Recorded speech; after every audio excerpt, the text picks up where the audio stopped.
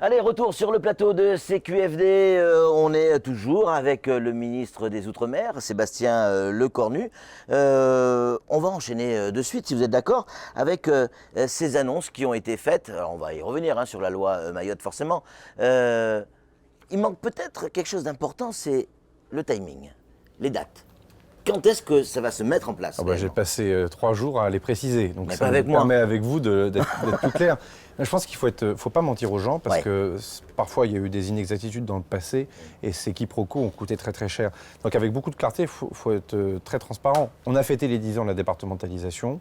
Il ne faut pas rachever cette départementalisation. Il y a eu urgence à sortir certaines ambiguïtés parce que nous sommes dans une forme d'entre-deux qui pénalise énormément le territoire. Donc il faut que ce soit un département comme les autres, c'est l'engagement, c'est la volonté du gouvernement. Et pour autant, on vient d'en parler sur l'immigration, il faut savoir différencier des choses comme l'accès à la nationalité. Ça veut dire quoi? Ça veut dire que maintenant, on a 10 ans devant nous, 2031, pour terminer justement cette départementalisation et pour qu'elle soit parfaite en quelque sorte. Sarkozy avait dit 2025. Oui, pardon de le dire, du retard a été pris. Après, à qui la faute? Ça, c'est le boulot des journalistes, des électeurs, que de l'établir. Moi, je suis ministre des Outre-mer depuis 1 an et je vois bien que la convergence sociale, typiquement pour ce qu'il reste à accomplir, on ne la fera pas en 3 ou 4 ans. Enfin, ceux qui vous diront qu'on l'a fait en 3 ou 4 ans mentent ou alors vont vouloir la ruine des entrepreneurs et de l'économie locale. Alors, il faudra qu'ils finissent leur phrase et qu'ils expliquent comment on le fait, autrement que par une autre démagogie. Donc, je pense que là, on a un point d'horizon à 2031.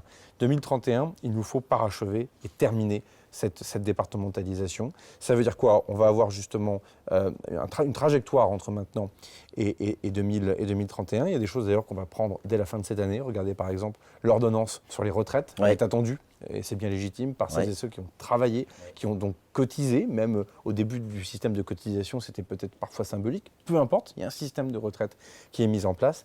Il doit donc produire ses effets. Non seulement pour les retraites à venir, les techniciens appellent ça le flux, mais également pour celles et ceux qui sont déjà à la retraite. Ça, c'est un exemple très concret, c'est pas pour 31, c'est pour 21. Après, il y a des choses, ça prend du temps.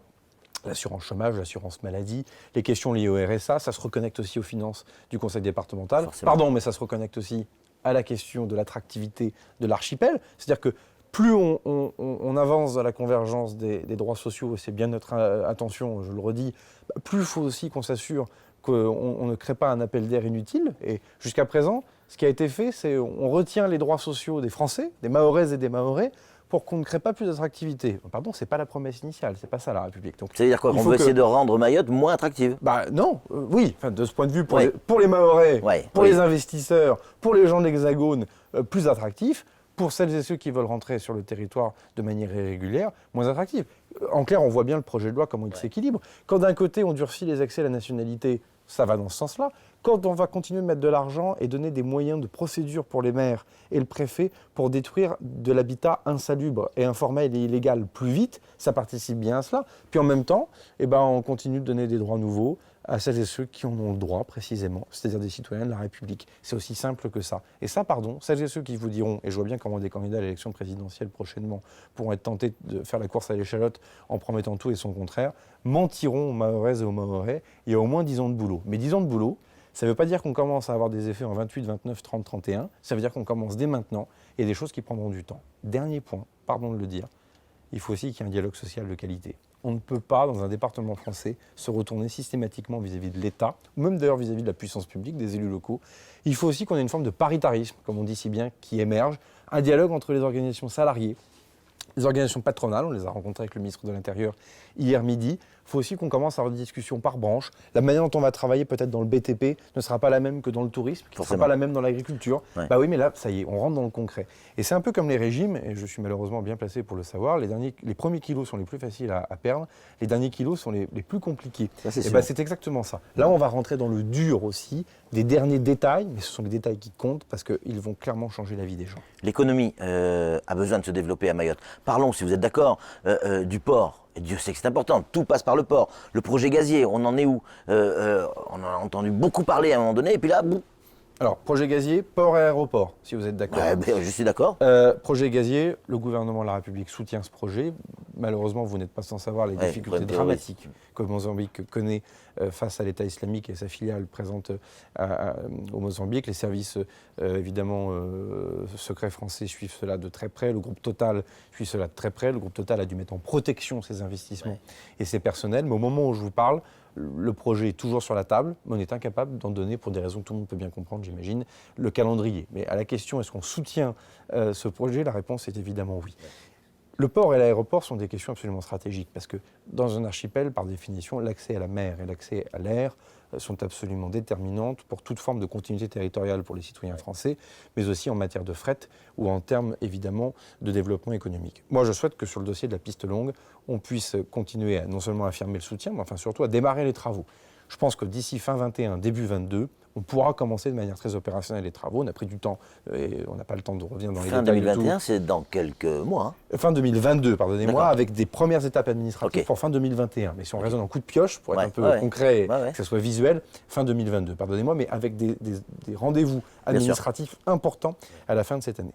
Le port, il appartient au conseil départemental qui l'a donné en délégation de service public à une entreprise. L'État n'a pas à s'exprimer à la place du conseil départemental. En revanche, j'ai cru comprendre que les élus départementaux souhaitaient que l'État soit plus présent à leur côté dans la manière d'imaginer la suite, l'avenir, la stratégie en quelque sorte de ce port. Et donc je me suis engagé hier devant le président du conseil départemental et devant les élus départementaux, et je le fais devant vous. L'État sera présent. C'est au conseil départemental de dire comment il souhaite qu'il soit présent à l'avenir. Ce n'est pas ma responsabilité, mais nous serons là. Vous avez bien une petite idée. On parle du grand port maritime ? C'est un port en eau profonde. C'est un port qui donc a des intérêts stratégiques aussi importants en termes de souveraineté, pas que en matière de développement. Je laisse le conseil départemental s'exprimer. Il faut aussi qu'il dialogue avec la délégataire, en tout cas la délégation de services publics. Là aussi, nous, on n'est pas là pour... Enfin, il faut savoir ce qu'on veut. C'est un département. Quand il y a des compétences décentralisées, l'État ne peut pas venir comme ça, dans une espèce de réflexe un peu néocolonial qui serait complètement déplacé en disant c'est comme ça, puis c'est pas autrement. C'est pas comme ça que ça fonctionne. Donc, au conseil départemental, une majorité vient d'émerger, sortir des urnes, de dire ce qu'elle souhaite pour ce port. Mais les élus le savent déjà, l'État sera aux côtés du conseil départemental en matière de stratégie et d'avenir. On ne vous a pas entendu beaucoup parler de sanitaire, et notamment la vaccination, notamment le pass sanitaire. Vous savez mieux que moi, certainement, on est à 20% de la population qui est vaccinée. Jusqu'à maintenant, je touche du bois. Ouais, c'est en bois. On a un PVC plastique. Ouais. Donc, peur de vous voilà, dire. ça c'est du bois.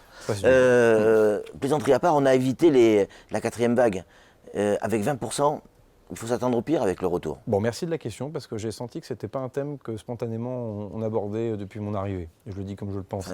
J'ai posé la question hier matin. Il y a de quoi être inquiet, à mon avis. Moi, je le suis. Et je vais profiter des instants que nous avons ensemble pour faire un point précis sur la situation sanitaire. Et je demande que mes propos, d'ailleurs, soient consignés pour les semaines et les mois qui viennent. Parce que malheureusement, j'ai servi de lanceur d'alerte en Polynésie française et aux Antilles, et j'aurais aimé avoir été plus écouté, sans quoi nous ne serions pas dans la situation que nous connaissons aujourd'hui. Je l'ai dit au RSMA hier, je l'ai dit cet après-midi en visitant les habitats informels, les habitations informelles avec le maire de la commune qui m'accueillait. La couverture vaccinale faible nous laisse à craindre une épidémie de personnes non vaccinées. Ouais. Le variant Delta est un variant plus violent, qui s'attaque à des gens plus jeunes. Aux Antilles, on le voit bien, on a perdu pratiquement 15 à 20 années de moyenne d'âge sur les victimes. C'est-à-dire qu'on se retrouve avec des mamans, des femmes enceintes, des nourrissons, des adolescents, des gaillards de 25 ans dans le meilleur de leur âge. Donc ça touche pas que les jeunes. Allongés sur un lit de réanimation, inertes pendant 15 jours, 3 semaines, se battant pour survivre et pour vivre. Le variant Delta, il est encore plus contagieux.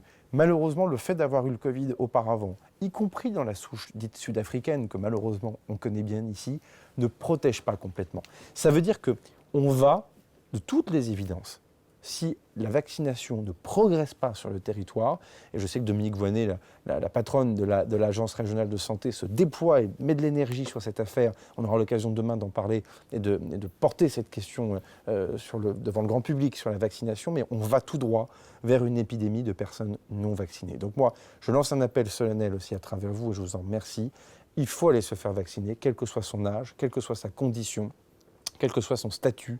Les vaccins sont gratuits, ils sont présents en grand nombre depuis le mois de janvier. On a fait un choix au gouvernement, c'est que les territoires d'outre-mer soient les premiers dotés. Et pour quelles raisons? Évidemment, ce sont les plus lointains. Donc on s'est dit, on fait de l'approvisionnement massif en priorité. L'accès vraiment à cette vaccination, elle est gratuite. Et il faut véritablement que les choses avancent. Je sais que Dominique Voynet, avec monsieur le recteur, réfléchissent à des opérations de vaccination dans les lycées. Ça va dans le bon sens. Mais il faut vraiment qu'on aille au contact. Je demande aussi aux fonctionnaires de l'État, aux militaires de montrer l'exemple, d'être aussi les ambassadeurs de cette vaccination. Dans beaucoup de pays, on n'a pas la chance d'accéder à des vaccins de type Pfizer. Dans beaucoup de pays, ils ne sont pas gratuits. Et nous sommes en France. La solidarité nationale, elle s'exprime de cette manière-là. Et il n'y a pas de relance économique, il n'y a pas de vie possible si on va de nouveau vers un reconfinement. Et ça, on peut encore l'empêcher, mais c'est maintenant. Et je vais vous dire les choses telles que je les pense, ça se joue dans les 15 prochains jours. Soit la vaccination aura bougé de manière significative, et on le voit bien, il y a un temps de protection de chaque individu qui est un peu long, mais on saura créer les effets tout au long de l'automne jusqu'au mois de décembre qui protègent des variants aussi nouveaux éventuels qui pourraient émerger. Mais là, on a 15 jours devant nous qui sont absolument déterminants dans l'avenir sanitaire de l'archipel et dans notre capacité à ne pas reconfiner. Apparemment, les papillons, ils aiment bien notre discussion, hein, ils sont avec nous. Ils aiment bien le faré du préfet. Bah aussi. L'assainissement, et ça, c'est important encore aussi à Mayotte. On est encore loin du travail attendu. Oui, et en même temps, beaucoup a été fait. C'est le problème de cet entre-deux. Ce matin encore, je voyais une énorme tranchée. Moi, je vois les taux de consommation de crédit de fonds européens ou de mon propre ministère. Le plan de relance, on a remis pratiquement 13 millions d'euros sur l'eau potable et sur l'assainissement. On sait qu'il faut grosso modo 80 millions. Mais voilà. C'est important de présenter les choses avec précision. C'est-à-dire que, est-ce qu'il reste beaucoup à faire? La tâche est colossale. La réponse est oui. Est-ce que c'est en cours? La réponse est oui aussi. Est-ce qu'on y met de l'argent sur la table? Et énormément. Est-ce qu'on a des enjeux d'ingénierie, c'est-à-dire de capacité à accélérer les dossiers parce que parfois ils peuvent être compliqués à monter? Là, on doit pouvoir mieux faire et je pense qu'on va y remettre d'ailleurs des moyens assez vite pour arriver à soutenir un certain nombre de travaux. Il y a parfois des questions d'accès au foncier parce qu'elles se posent pour la construction de logements, mais elles se posent aussi pour ouvrir une tranchée.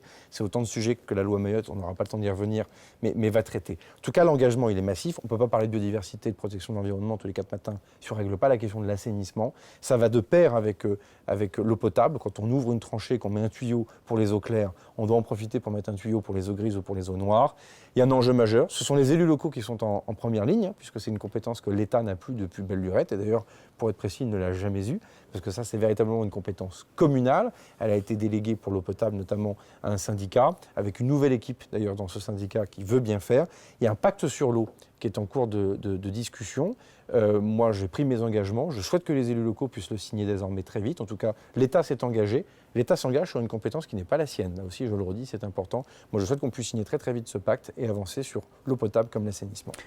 Juste la liaison ou la transition est toute faite sur les retenues collinaires.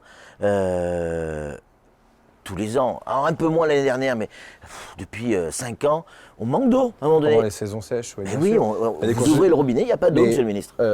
Usine de dessalement, l'État a pris sa part, et d'ailleurs maintenant certains reprochent à l'État de ne pas faire suffisamment vite les travaux, d'avoir des difficultés, mais enfin pardon, on aurait pu aussi dire c'est l'affaire des élus locaux, l'État ne le fait pas. Donc l'État s'est engagé, on l'a fait. Sur les retenues collinaires, les travaux ont eu lieu sur un certain nombre d'entre elles, on continuera d'en faire là où c'est possible. Ça pose aussi la question de l'allègement de certaines normes environnementales, le projet de loi Mayotte permettra de le faire aussi. Mais après, il n'y a pas que la production de l'eau, il y a aussi son acheminement. Donc l'enjeu, il est autant sur la production que sur le tuyau, pour faire très vite. Et donc, il faut arriver à mener ces travaux de front et en même temps. Vous êtes ministre des Outre-mer. Il semblerait que ce soit le cas. On a eu vent que peut-être dans les semaines qui pourraient arriver, vous pourriez vous transformer en directeur de campagne d'une élection présidentielle. Un faux, un tox? Pour qu'il y ait une campagne, il faut qu'il y ait un candidat. Et pour qu'il y ait un candidat, il faut qu'il y ait une élection. Donc il y a une élection dans plusieurs mois. Moi, je suis tout à ma tâche comme ministre des Outre-mer. J'ai aussi un engagement local que je revendique dans l'Eure, parce que j'ai des racines. Et pardon, c'est aussi parce que je préside un département que je vois bien aussi de quoi il s'agit ici à Mayotte, parce qu'on parle le même langage avec les collègues élus.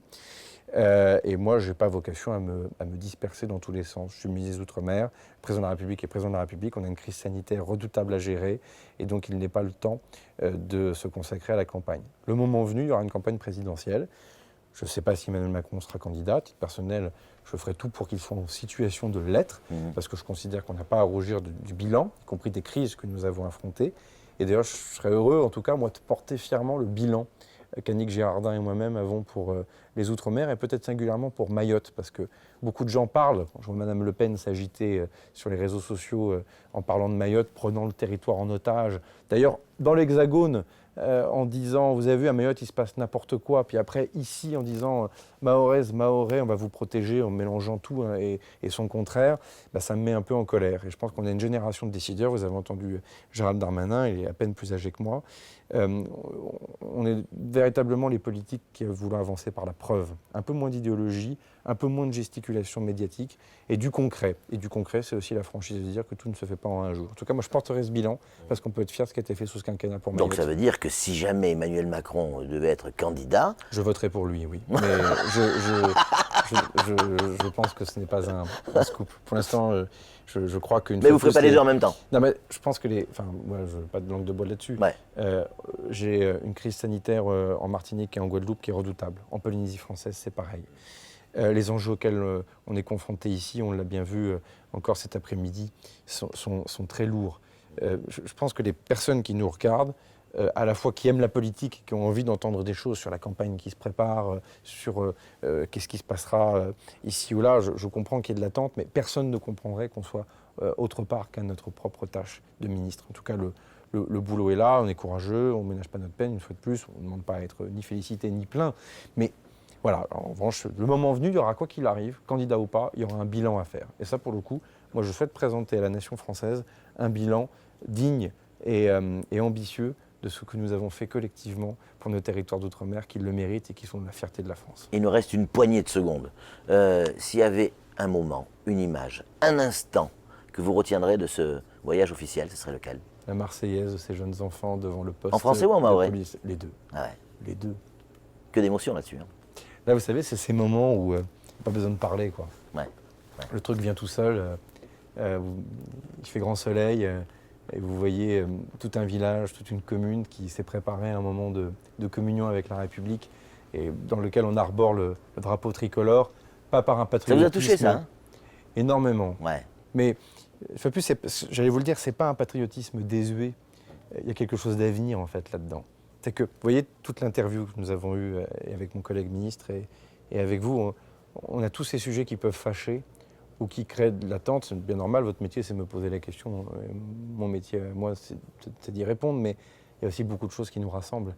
Et les choses qui nous rassemblent sont quand même, somme toute, plus fortes que les choses qui nous divisent. Et cette appartenance forte à la nation française, quand on voit des communes de France, y compris dans mon département de l'Eure, de France métropolitaine, j'entends hexagonale, y compris dans mon département de l'Eure, dans lequel certains gamins ne savent pas chanter la Marseillaise, et les jeunes Mahoraises et les jeunes Mahorais donnent aussi une leçon parfois à certains concitoyens de l'Hexagone. C'est bien aussi de regarder aussi ce que Mayotte peut renvoyer comme image dans l'Hexagone.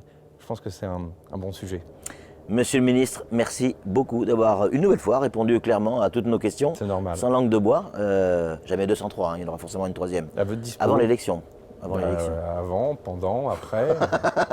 En tout cas, mille merci. Allez, c'est tout pour ce CQFD. Nous, on se retrouve évidemment très vite sur le plateau de Ce qu'il faut dire.